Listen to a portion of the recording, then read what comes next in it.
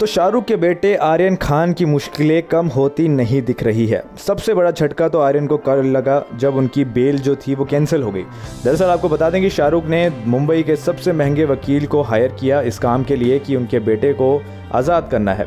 कल उन्होंने अपनी दलीलें दी, लेकिन जज जो है उनकी दलीलों से खुश नहीं हुए और इसीलिए उन्होंने उनकी जो ज़मानत है वो कैंसिल कर दी। अब बताया जा रहा है कि वो 7 तारीख तक एनसीबी की निगरानी में ही रहेंगे और इसी के चलते जो बातें सामने आ रही हैं वो कई चौंकाने वाली हैं। एनसीबी ने ये दावा किया हाल ही में कि इस पूरे मामले में और भी बहुत सारी शक्तियां हैं, कनेक्शंस हैं और बहुत सारे हाथ हैं। दरअसल ये मामला सिर्फ मुंबई का ही नहीं है, इसका लेना देना इंटरनेशनल मार्केट के साथ भी है। आपको बताना चाहूँगा कि बातें ये भी सामने आई कि आर्यन ने इस चीज़ को कबूला है कि वे 4 साल से ड्रग्स का इस्तेमाल करते रहे हैं और कभी कभार इनका इस्तेमाल कर लेते हैं।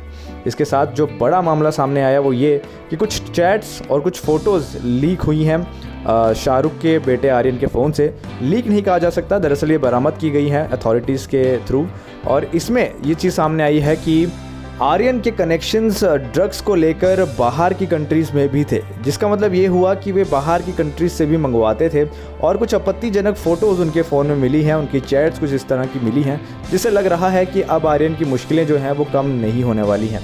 दोस्तों, यही कारण रहा कि कल शाहरुख के बेटे की भी बेल को कैंसिल कर दिया गया। इसमें बहुत बड़ा रीज़न यही रहा कि शाहरुख के बेटे के फ़ोन में जो अब ये चैट्स और ये जो मैसेजेस मिले हैं ये काफ़ी ज़्यादा कंट्रोवर्शियल हैं और इसी की वजह से ये सारा मसला खड़ा हुआ है।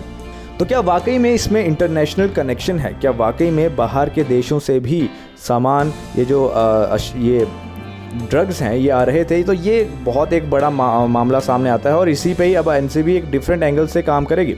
एनसीबी का अब ये देखना है कि क्या ये सिर्फ शाहरुख के बेटे तक की कहानी है या इसके पीछे एक बहुत बड़ा पहाड़ है जिसे खुरेद कर उसको जांच करने की ज़रूरत है। तो वही चीज़ जो है अब वो डिफरेंट एंगल जो है वो एनसीबी उस पर काम करेगी। एनसीबी अभी तक बहुत ही अच्छा काम करती आ रही है।